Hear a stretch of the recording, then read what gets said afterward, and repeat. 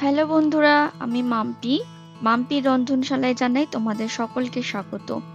আশা করি তোমরা সকলে খুব ভালো আছো আর আমিও খুব ভালো আছি। আজ আমি তোমাদের সাথে শেয়ার করব লাবড়া।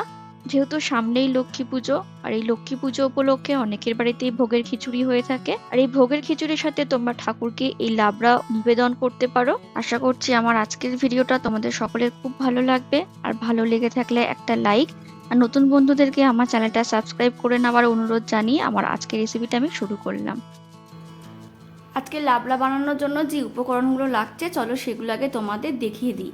দেখো এখানে আমি কি কি সবজি নিয়ে নিয়েছি। এখানে নিয়ে নিয়েছি আলু, কুমড়ো, বেগুন, মূলো, গাজর, বরবটি আর নিয়েছি ফুলকপির ডাঁটা। এদিকে কি কি আছে দেখো, নুন, চিনি, হলুদ গুঁড়ো, জিরে গুঁড়ো, ধনে গুঁড়ো, কাশ্মীরি লঙ্কার গুঁড়ো, পাঁচফোড়ন, বড়ি আর আছে অনেকগুলো চেরা কাঁচা লঙ্কা। আর এদিকে আছে গ্রেট করে রাখা আদা, ঘি, একটা বড় টমেটোকে কেটে রেখেছি, গোটা ধনে, গোটা জিরে, দুটো শুকনো লঙ্কা আর দুটো তেজপাতা। আজকের এই রেসিপিটা বানাতে আমাদের লাগবে সর্ষের তেল।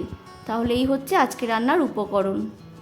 রান্না শুরু করার আগে প্রথমে একটা ভাজা মশলা তৈরি করে নিতে হবে। তার জন্য ওভেনের মধ্যে একটা কড়াই বসিয়ে দিয়েছি। কড়াইটা খুব ভালোভাবে গরম হয়ে গেলে এখানে দিয়ে দিচ্ছি একটা তেজপাতা, দুটো শুকনো লঙ্কা, হাফ চামচের মতো গোটা জিরে আর হাফ চামচের থেকে একটু কম গোটা ধনে। এবার সমস্ত উপকরণগুলোকে একটু নাড়িয়ে চাড়িয়ে হালকা করে ভেজে নিতে হবে। এই গোটা মশলাগুলো থেকে যখন একটা ভাজা সুন্দর গন্ধ বেরোবে তখন এগুলোকে নামিয়ে নিয়ে অন্য একটা পাত্রে ঢেলে ঠান্ডা করে নিয়ে গুঁড়ো করে নেব।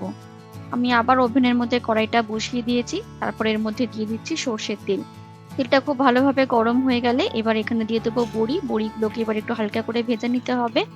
বড়ি ভাজতে কিন্তু খুব একটা বেশি সময় লাগে না, মিডিয়াম ফ্লেমে কয়েক সেকেন্ড একটু নাড়াচাড়া করলেই দেখবে বড়িগুলো লালচে রং ধরেছে। এবার এগুলোকে তেল থেকে তখন তুলে নিতে হবে। সমস্ত বড়িগুলো তোলা হয়ে গেলে এর মধ্যে আমি আরেকটু তেল অ্যাড করে দিয়েছি। তারপর তেলটা ভালোভাবে গরম হয়ে গেলে এর মধ্যে দিয়ে দিলাম একটা তেজপাতা আর দিয়ে দিলাম হাফ চামচের থেকে একটু বেশি পাঁচ ফোড়ন। খুব ভালো করে নেড়ে চেড়ে কয়েক সেকেন্ড ফোড়নটাকে ভালো করে একটু ভেজে নেব। ফোড়ন থেকে যখন সুন্দর একটা গন্ধ বেরোবে তখন এবার এখানে এক এক করে সবজিগুলো দিয়ে দেবো। তবে সব সবজি কিন্তু একসঙ্গে দেব না, ভাগে ভাগে দেব। যে সবজিগুলো সেদ্ধ হতে বেশি সময় লাগে প্রথমে সেই সবজিগুলো দিয়ে দেবো। প্রথমে দিয়ে দিলাম কেটে রাখা আলুর টুকরো, তারপর দিয়ে দিলাম গাজরের টুকরো, তারপর দিয়ে দিচ্ছি মূলো আর তারপর দিয়ে দিচ্ছি ফুলকপির ডাঁটা। এবার এর মধ্যে দিয়ে দেবো স্বাদ অনুযায়ী নুন আর হাফ চামচের মতো হলুদ গুঁড়ো। তারপর সমস্ত কিছু খুব ভালো করে নেড়ে চেড়ে মিশিয়ে নিয়ে সবজিগুলোকে একটু হালকা করে ভেজে নিতে হবে।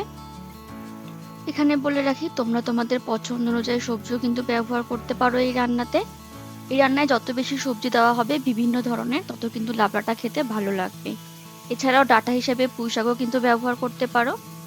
এইদিকে দেখো বেশ খানিকক্ষণ সময় নিয়ে সবজিগুলোকে ভালো করে আমি ভেজে নিচ্ছি। একটু ঘন ঘন নাড়িয়ে দিতে হবে, তাহলে কিন্তু কড়াতে লেগে যেতে পারে। বেশ কিছুক্ষণ সময় নিয়ে সবজিগুলোকে আমি হালকা করে ভেজে নিয়েছি। এবার যে সবজিগুলো বাকি রয়েছে সেই সবজিগুলো এবার এখানে সমস্তটা দিয়ে দেবো। দিয়ে দিলাম কেটে রাখা কুমড়োর টুকরো, তারপর দিচ্ছি বেগুন আর দিয়ে দিলাম বরবটি। এবার সমস্ত সবজিগুলো খুব ভালো করে নেড়ে চেড়ে মিশিয়ে নিয়ে আরো কিছুক্ষণ একটু ভাজা ভাজা করে নেব।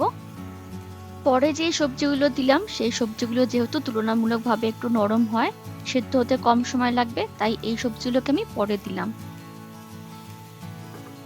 আজকে আমি তোমাদের সাথে ভোগের লাবড়াটা শেয়ার করছি, তবে পরবর্তী ভিডিওতে তোমাদের সাথে শেয়ার করব ভোগের খিচুড়ি।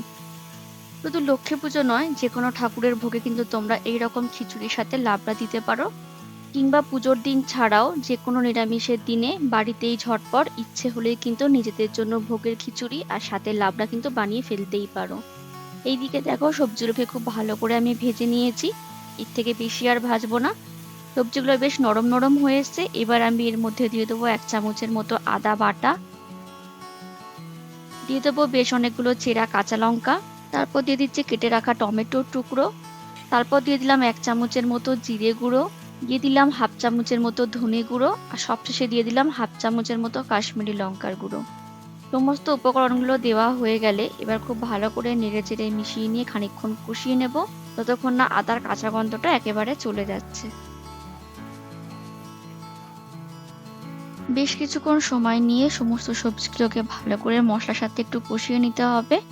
আর দেখে নিশ্চয়ই বুঝতেই পারছো আমি কিন্তু ঘন ঘন সবজিগুলোকে একটু ভালো করে নাড়িয়ে চাড়িয়ে দিচ্ছি, যেহেতু শুধুমাত্র সবজিই আছে, একদম শুকনো শুকনো জল এখনো দিইনি, তাই কড়াই কিন্তু লেগে যাওয়ার সম্ভাবনা থাকে। এদিকে 3-4 মিনিটের মতো সময় নিয়ে খুব ভালো করে আমি সবজিগুলোকে কষিয়ে নিয়েছি। এবার আমি এর মধ্যে দিয়ে দেবো জল, তবে বেশি জল দেব না, তবে এই জলে কিন্তু সমস্ত সবজিগুলো ভালো মতো সেদ্ধ হয়ে যাবে আর একটু ঘাঁটা ঘাঁটাও হয়ে যাবে। এখানে জলটা আমি প্রথমে হাফ বাটির মতো একটু দিলাম, তবে জলটা পরিমাণে একটু কম লাগছে বলে মনে হলো, তাই এখানে আমি আরো সামান্য একটু জল অ্যাড করে দিলাম। জলটা দিয়ে খুব ভালো করে নেড়ে চেড়ে আমি মিশিয়ে নিচ্ছি, নিয়ে ঢাকা দিয়ে 5-6 মিনিটের জন্য একটু রান্না করে নেব, এতে সবজিগুলো খুব ভালোভাবে সেদ্ধ হয়ে গিয়ে নরম হয়ে যাবে।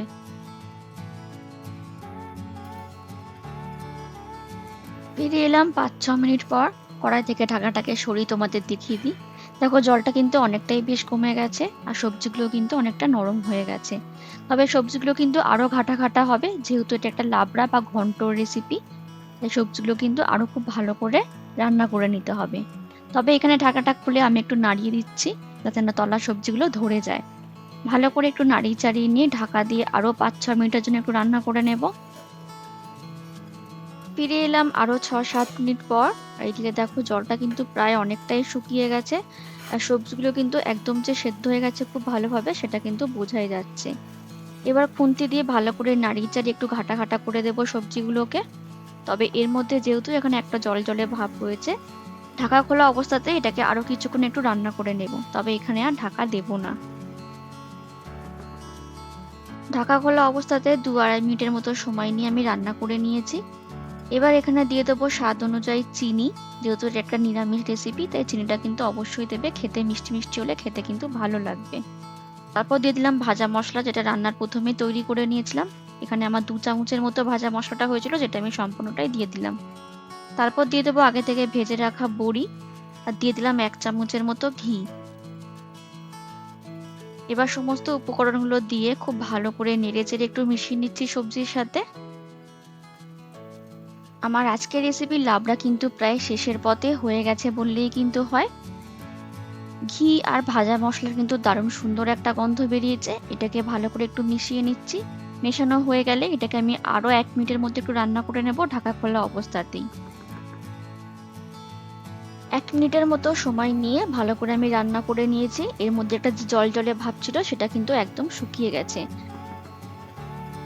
আর দেখো আজকের তৈরি লাবড়া কিন্তু একদম ঘাটা ঘাটা হয়েছে, একদম সম্পূর্ণভাবে তৈরি হয়ে গেছে আজকে নিরামিষ ভোগের লাবড়া। চলো তাহলে বন্ধুরা, এটাকে আমি এবার নামিয়ে নিয়ে তোমাদের পরিবেশন করে দেখিয়ে দিই। তাহলে বন্ধুরা, এই ছিল আমার আজকের রেসিপি নিরামিষ লাবড়া, যেটা কিন্তু পরিবেশনের জন্য একদম তৈরি হয়ে গেছে। আশা করছি তোমাদের আজকের রেসিপিটা খুব ভালো লেগেছে। তোমরাও তাহলে এই লক্ষ্মী পুজোতে বা যে কোনো দিনে ইচ্ছে হলেই কিন্তু এই রকম লাবড়া বানিয়ে ফেলতে পারো গরম গরম খিচুড়ির সাথে। তাহলে বন্ধুরা, দেখা হচ্ছে পরবর্তী ভিডিওতে। আজকের মতো টাটা।